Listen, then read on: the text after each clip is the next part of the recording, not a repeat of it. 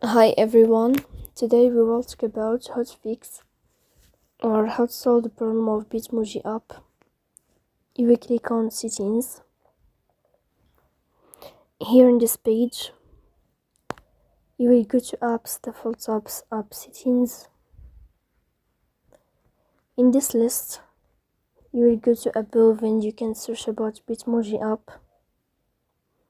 Then in this page of app info, you will click on first stop and you will click OK.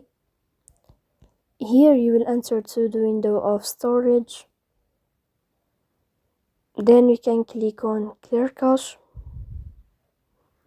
but pay attention, don't click clear data because that can delete your account. Here we go to Play Store, you can enhance your app and you can answer again to fix that problem. So please don't forget to support us.